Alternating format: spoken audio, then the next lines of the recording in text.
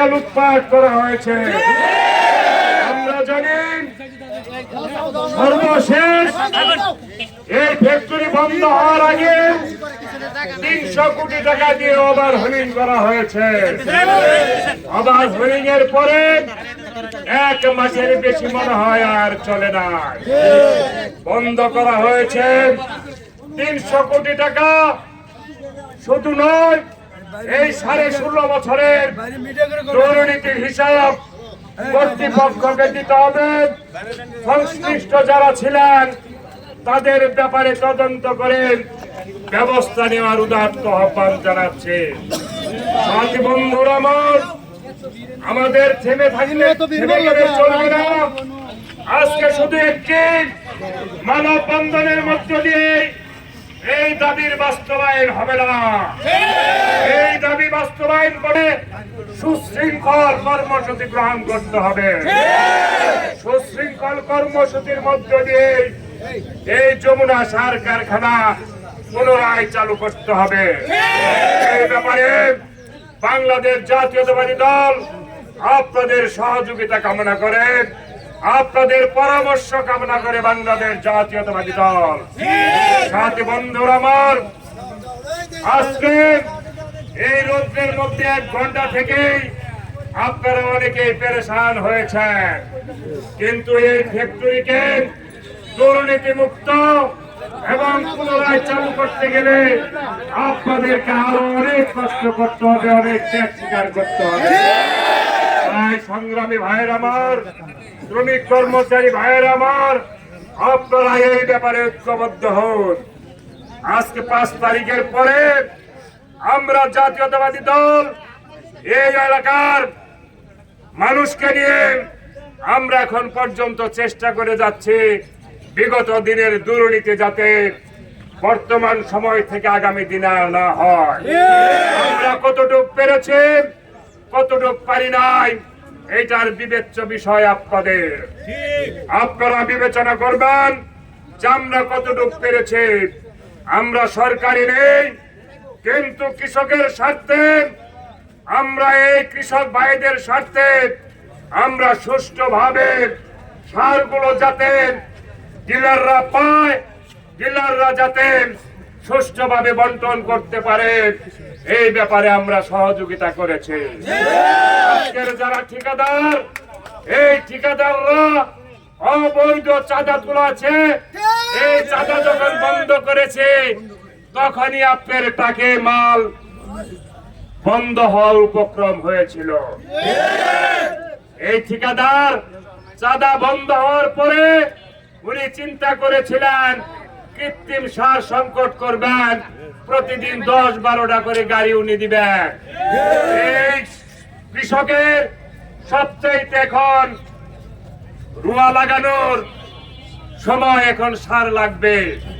পরে নেতৃবৃন্দের সাথে পরামর্শ সাপেক্ষে বলেছে আপনাদের পকেট থেকে টাকা দিয়ে হলো প্রতিদিন 70, 80, 81 করে গাড়ি আপনাদেরকে ডেলিভারি দিতে হবে। নেতৃবৃন্দরা, শ্রমিক কর্মচারী ভাইয়েরা এতদিন যাবৎ তাই করে যাচ্ছে। আমাকে বলেছে যে আমাদের টাকার ব্যবস্থা কি হবে। আমি বলেছি এই দেশের জনগণের জন্য, এই অঞ্চলের কৃষকের জন্য আমাদের যদি আরো আর্থিক ক্ষতি হয় সেটা দিতে আমরা প্রস্তুত আছি। এই ষড়যন্ত্রকারী সরকার যাতে কৃত্রিম সংকট সৃষ্টি করে দিয়ে কৃষকের দুর্দশা দুর্ভোগ যাতে না বাড়াইতে পারে, এটা আপনাদেরকে দেখতে হবে। আজকে সরকার পালিয়ে গিয়েছে, পদত্যাগ বলে করেন নাই। যে পালিয়ে যায় তার পদত্যাগ করার প্রয়োজন নাই, পদত্যাগ করেছেন, কাগজে উনি দিয়েছেন।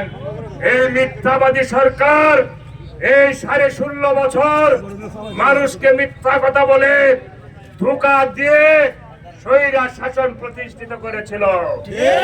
দেশের ছাত্র জনতা এবং বিএনপি সহ সরকার বিরোধী বিভিন্ন রাজনৈতিক দল 16 বছর মাঠে ময়দানে রাজপথে আন্দোলন সংগ্রাম করেছে।